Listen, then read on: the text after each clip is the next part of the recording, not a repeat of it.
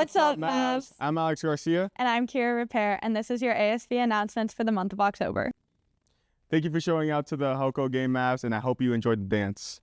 This fall festival was amazing last night, Mavs. Thank you so much for coming and showing out for our theater and supporting. Red Ribbon Week is next week, Mavs. There will be an ASB segment later on to tell you more about it. Twilight game versus Torrey Pines next Thursday. Show up and show out. It's senior night. November 6th is a blood drive, so make sure to sign up. So today we had the opportunity to celebrate our Theory of Knowledge, or TOK, exhibition day with our IB diploma candidates. And so we had a group of our senior students who are diploma candidates, and they had a chance to show the exhibits, the exhibition that they've been working on throughout the beginning of this year, the end of last year. And so they put that on here in the Learning Commons. Our juniors, who next year will need to do the same thing, were an audience and had a chance to kind of see how all that worked. We also invited some sixth graders from Ocean Knoll Elementary who are in their elementary school IB program. So they had a chance to check that out and kind of see what our students were creating, because they make their own exhibitions as sixth graders. We had some guest speakers, some amazing guest speakers who came in and talked with our IB students.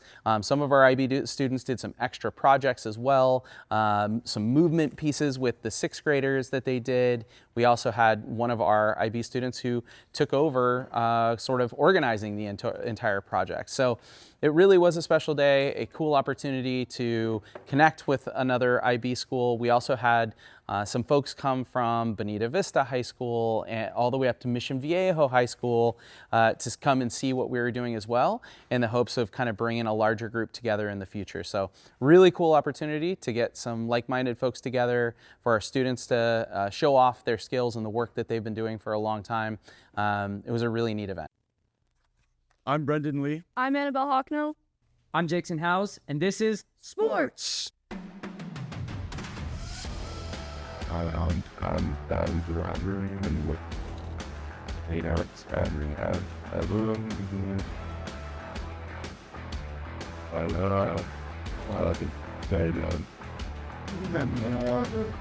Football had a great win last week against El Camino, and we will duel Carlsbad tonight at Carlsbad for the Rotary Cup. Be there. Varsity flag football concluded their regular season at 9-6, and now they have playoffs. Field hockey recently had a big win against Valley Center as they won 3-1, and they play tonight against CCA. Boys water polo plays Westview on October 29th, and it's senior night. Come out and support your seniors.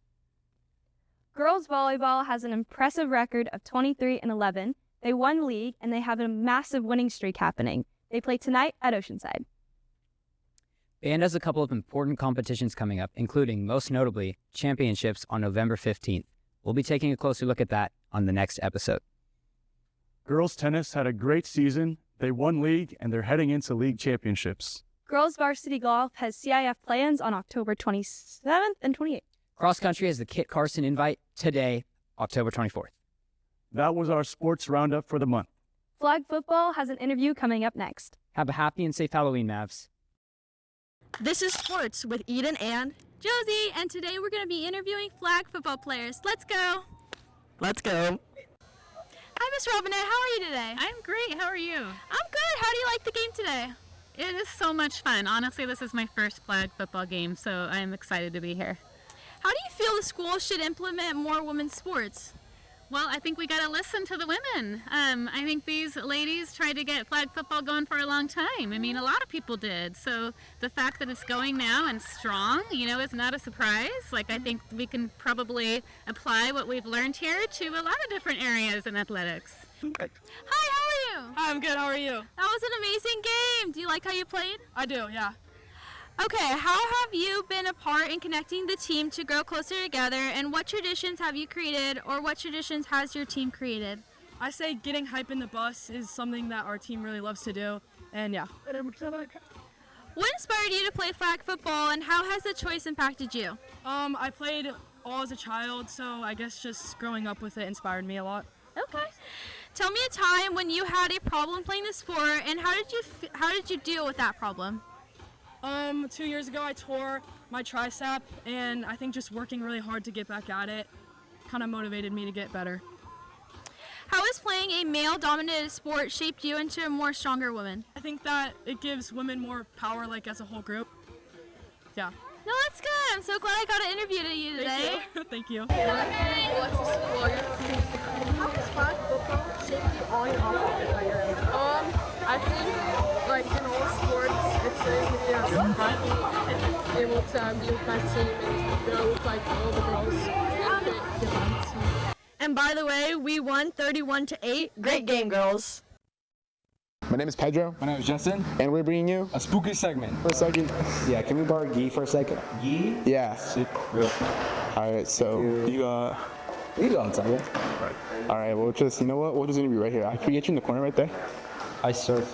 Who are we doing this today? I'm Jeremy. Jeremy, what grade are you in? I'm a senior. Alright. For this Halloween, what costume are you going to be going as? Possibly as a soldier from the Vietnam War. This just in, the tree.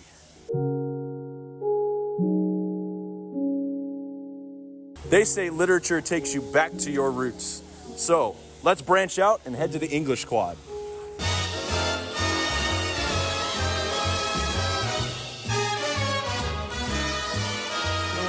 Just in time, I found you just in time. Before you came, my time was running low. For love came just in time. You found me just in time and changed my lonely life that lovely day.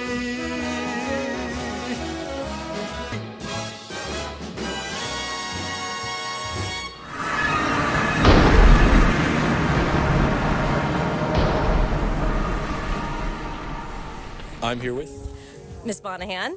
And Miss Monahan, what class do you teach? Right now it's AP Lit. Awesome, and I hear you guys are doing a play today? Yes, the Scottish play by Shakespeare. Yes. We all know what that one is. I'm here with Addie. And Addie, what grade are you in? I'm a senior. And I hear you want me to play one of your parts? Yeah. What part is it? It's the sergeant. So can you give me like a description of like what he does? Yeah, so they're in a battle right now. It's the very beginning of the play, and he's bleeding out and dying and has a whole, like, monologue. All right, so I'm going to be reading a soliloquy. Yeah. Let's go. Useless. Support me. Okay. I got you, Justin. This is the sergeant who, like a good and hardy soldier, fought against my captivity. Hail, brave friend. Say to the king the knowledge of the broil, as thou didst leave it. Doubtful it stood, as two spent swimmers that do cling together and choke their art, the merciless MacDonald, worthy to be a rebel. For to that the multiplying villainies of nature do swarm upon him from the western isles. Of currents and gallows glasses is supplied, and fortune on his damned court.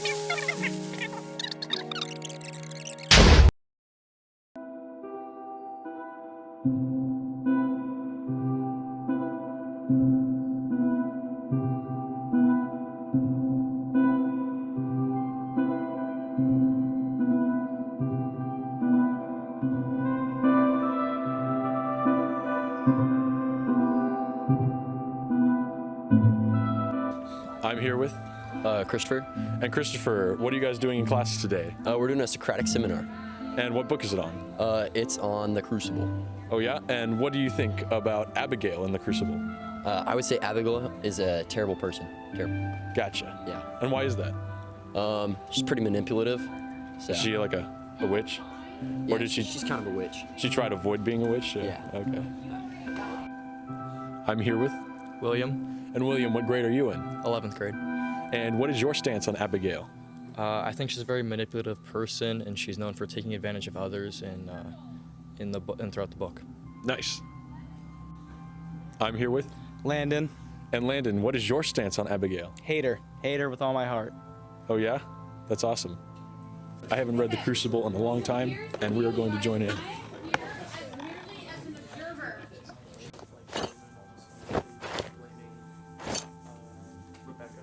That ideology where it's like when you don't know much about a person, you're sometimes more often to blame them in your head or like.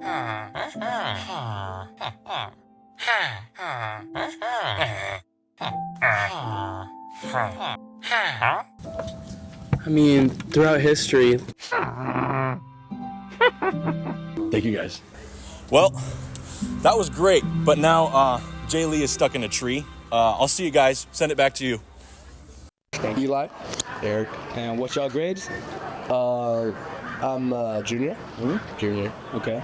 For this Halloween, what's going to be your costume? Style. A hot dog. Dog. Okay. Okay. Yours? I'm gonna be banana. Okay. Okay. What's your favorite candy? Twix. Okay. Man, I have to say Snickers. Okay. Okay. I'm Jackson House, and I'm here with Olivia Pacheco, UCLA's baton twirler and an LCC alumna. Okay, so good to see you today. By the way, great halftime and pregame performances by you and the rest of the UCLA band, who's currently up 13 points on Penn State. Kind of crazy. Go Bruins! Go Bruins. Anyway, now, Olivia, for our audience, what exactly do you do here at UCLA in terms of performances? Yeah, so as the baton twirler, I do all of the performances that the marching band does. So we do one Olympic game, or one show for each Olympic sport. So depending on what season, I'll be at a water polo game, which are our reigning national champions, or men's volleyball, and then we do all men's basketball, women's basketball, and home football games. Sounds like a busy schedule. It is a very busy schedule, but it's all worth it. Going to LCC was the best decision I ever made. I think it's a great decision too. Now, Olivia, being a baton twirler for UCLA has obviously been a dream for you for a very long time. In fact, you wrote this poem titled Spectacular when you were only 8 years old. And we're gonna have you read this now, whenever you're ready. Twirling, twirling in my hand, listening to the marching band, finger twirls, solo, dance and more, the crowd is cheering galore. Strutting down the field I go, giving them a spectacular halftime show. Dazzling costume, makeup and hair, twirling and dancing like Fred Astaire. Featured twirler at UCLA, it's my dream to go there one day. Only 8 years old when she wrote that. Very inspirational. You know, listen to this poem. It's obvious how long you've dreamt about being in this exact position that you're in right now. What do you have to say to other young people with big dreams like yours, especially those at LCC? LCC prepares you for a lot, and I think academically I was prepared very well for UCLA, and I've done very well academically here. But really just believe in yourself, and also trust your teachers. I trusted all of my teachers so much. I still keep in contact with many of them on my journey, whether it's academic or just, oh, here's an update on my life. It really helped me get through high school, especially that terrible senior college application process that I went through. But yeah, that's really what I have to say. Believe in yourself and just know you can do it. Now, besides being a baton twirler, you're also currently in your 4th year of majoring in public health. Can you tell us some more about what you learn about and what you do in that field? Yeah, so think about anything big that affects your population. That's really what we look at. So how do we make a population healthy, not just a singular person? So one of the big things that my professors will work on is no tobacco. Or so you see these like, don't smoke, don't vape. We are putting in those campaigns. And so it's a really exciting thing. I'm actually the 2nd cohort. It's a new undergraduate major. So I'm taught by all graduate teachers, which means that all of my finals are actually real world processes and not, can I memorize this, but let's do a Senate hearing and you have to back up what you think. Just to conclude here, what do you want your legacy as a MAV to look like? I want my legacy as a MAV to look like someone who embodies the spirit of what it means to be an LCC student. Academics, sports, arts, you know, twirling isn't just an athletic thing, but it's also an art. And so I think it's really important that all of those things were offered at LCC, and I'm glad that I got to be a part of it in a small way and hopefully inspire others. Well, it was great to talk to you today. Thank you. Go UCLA, go Bruins. Go UCLA, go LCC, go Bruins, go Mavs. LCC, go Be Mavs. the difference. Be the change. Be a Maverick. Hi, Mrs. Woods. I'm Ms. Woods. So what did we for Halloween this year? This year, as a family, we're going to Super Mario Kart. I'm going to be Daisy, and my daughter's going to be Princess Peach. Nice. Nice. What's your favorite candy during the Halloween? Ooh, I love a good Milky Way, but I love nerd clusters. So I've got to hide those from the kids, though, because I don't want them to have them. So. Hey, I'm Landon Freese, and welcome back to... In this segment, we asked a bunch of LCC students to spell words. Roll the footage. Bankruptcy. Would you like a definition? Yeah. The state of being hopelessly in debt. Would you like to have it used in a sentence? Could you say the word again? Bankruptcy. Would you? Okay, could you use it in a sentence? Yeah. Having to choose between moral bankruptcy and financial bankruptcy, Thomas chose moral, saying, "If I have to be bankrupt, I at least want money." Okay, give it to me. BANKRUPTCY. That is correct, Misha. Yeah. Baraganosis. Would you guys like the definition first? Yeah. Loss of ability to perceive weight. And would you guys like to have it used in a sentence? Sure. Okay, now that I know you have barganosis, honey, those genes do make you look fat. Okay. I think it's B-A-R-E. Mm-mm. B-A-R-A. Yeah. Ganosis? Genosis, I would say. Genosis? Yeah, genosis. So G. Yeah. E. N. You say N? A. I said A. Oh, you said A? G-A-N. No, that's incorrect. Sorry, it's spelled B-A-R-A-G-N-O-S-I-S. Baraganosis. Wow. Learn something new every day. Thank you guys, appreciate it. Mizzle, would you like a definition? Jeez. Yeah, yes, please. Rain in a very fine droplets, a light drizzle. And would you like to have it used in a sentence? Yes, please. The hip-hop weatherman left no question on Monday's forecast. Faux shizzle, it's mizzle. Okay. Mizzle. Is it a Snoop Dogg? Snoop Dogg. What a funny way to say that. Mhm. Is it a Snoop Dogg vernacular? Did he invent this word? No. Okay, so that'll It's just affect a us word, both. I Do you know think. the country of language of origin? Is it Yiddish? Sounds Yiddish. Something around those lines, I would say. Around those lines? Yeah. Okay, got it. That doesn't help. Okay, Mizzle. M-I-Z-Z-L-E. That is Mizzle. correct, Thank Mr. you. Golden. Right. Word is pakapoo. Would you like a definition? Yes, please. A North Korean lottery. Would you like to have it used in a sentence? Yes, please. After winning the pakapoo, Kevin collected his winnings and got his family out. P-O-C-K-A-P-O-O. So close, but yet so far. P-A-K-A-P-O-O. Pakapoo.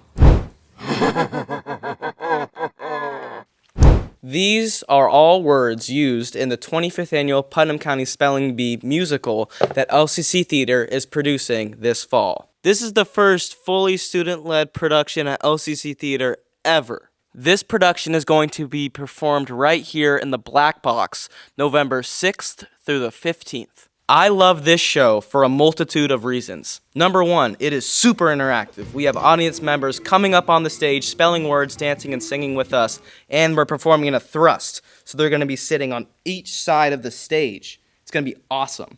This show is hilarious. It's PG-13. This show is directed by me. It's my first time directing, and I'm super psyched to put this on. Tickets will be up soon. So get them while you can because we have a very limited seating arrangement performing here in the Black Box. That was arts. Samir. All right, Samir. So what are you gonna be following this year, man? I don't know. I think maybe I don't know. You don't know? No. Can you think of something off the top of your head? Lloyd from Ninjago, maybe. All right. That's all I can think of. So what's your favorite Halloween candy, bro? I gotta say Reese's. Reese's Pieces. Hi, Mavs. I'm Delaney. And I'm Stella. And we're representatives from your LCC ASB Wellness Committee. We have all heard of Red Ribbon Week, but do you know the history behind it? Red Ribbon Week was started to honor Kiki Camarena as he was kidnapped, tortured, and murdered while investigating a drug cartel. This week serves as a reminder to make smart and safe decisions. 1 out of 4 of all motor vehicle crashes with teenagers are a result of underage drinking, meaning they were all preventable. With all the fun events surrounding Halloween, we encourage you to stop, think, and have a plan. What may seem like a meaningless decision now can end up causing you a lifetime of consequences.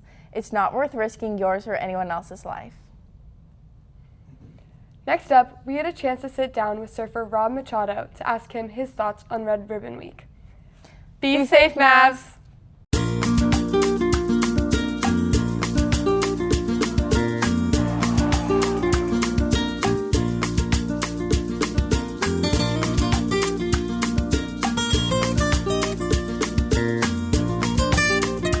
I'm Jackson Howes, and I'm here with Rob Machado. Rob, what can you tell us about who you are? Just introduce yourself to our audience. Who am I? I am Coach Machado's little brother. Yeah, baseball And that's coach. the most important thing about him, Yeah. besides his That's it. illustrious surfing career. You know, and also a very deep and rich history involved with Red Ribbon Week. What can you tell us about your history with Red Ribbon Week? Red Ribbon Week, man, wow. I like to say, you know, like I discovered surfing at a pretty early age. I think I started surfing when I was 10. And man, it just became literally my addiction. Yeah. Like it took over everything that I wanted to do in my life. Like I stopped playing soccer, baseball, whatever it was, everything just fell to the wayside and I just had to go to the beach every day. And that obsession just kind of grew and grew and grew, and I was fortunate enough to have it become my profession, which was just like the biggest blessing. But there was also a lot of work, right? There's a lot of work that goes along with it, and staying at the top of the game, and you know, just constantly evolving with keeping up with the kids and what's going on in the world, and so. I still, I guess, am considered a pro surfer still to this day. Well, what do you consider yourself? Yeah, I'm a pro surfer, I guess. Love that. Also a musician? A musician, yeah. Now, surfing is obviously a much better thing to be addicted to than other things in life. Yeah. How have you seen drugs or just general harmful substances harm other people in your life? Whether you knew them just as acquaintances or closer, just how have you seen that sort of thing impact other people negatively? Yeah, I mean, I've lost good friends to addiction, and it's horrible to watch that cycle. It's a terrible thing to witness, especially to someone you know. And it's prevalent. It's out there. It's a very common thing. You have to imagine, like, we're traveling to surf contests in parts of the world where people who live there saw it as a reason to party. Yeah. You know, like everywhere we showed up, it was like, yeah, there's a contest, and at night we're having a big party. It was like they're there for the week, and I mean, everything was available to you. You know, people were throwing any kind of substances you wanted, it was there. Yeah. So it was like to have the ability to stay focused and, you know, committed to your craft. Like, I don't want to stay up till the wee hours of the morning and wake up feeling like crap and then have to go surf. Like, my priority was to wake up feeling good to go surf, because that was my addiction, that was my high, was like getting up at the crack of dawn and like knowing that the waves could be really good. Yeah, you described it back in an interview in 2014 as surfing being your natural high. Obviously a very good thing to pursue, and it's definitely a good thing for high school students to look to find, you know, more safe things to find enjoyment from in life. Absolutely. What would you say specifically to high school students when it comes to drug use? Oh, man. It's not a good thing. Don't do it. Yeah, it can definitely set you on a bad path in life for sure. Yeah, it can definitely set you on a bad path, no doubt about it. Like I said before, I've seen it firsthand, and I've lost friends, and it's extremely sad to go through that whole process. So, yeah, be very, very careful. It's a dangerous path, and I'm a huge proponent of, you know, finding something else in life that gives you that same feeling. Like, what is it? You know, find that passion, find that love, and chase it.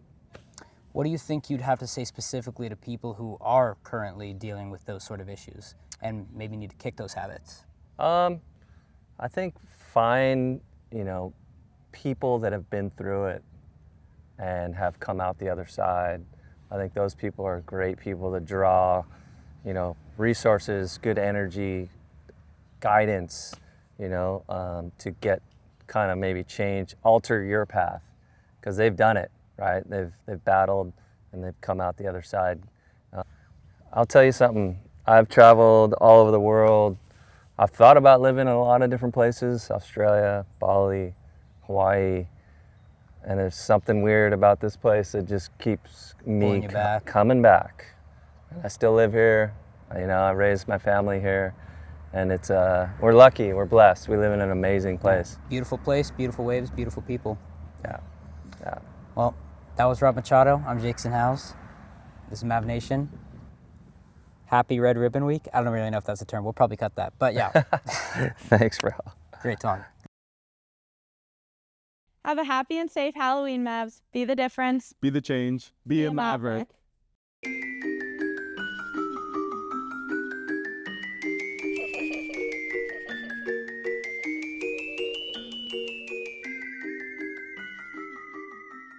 Next Thursday, Wildlife Game versus the team down south. Be there.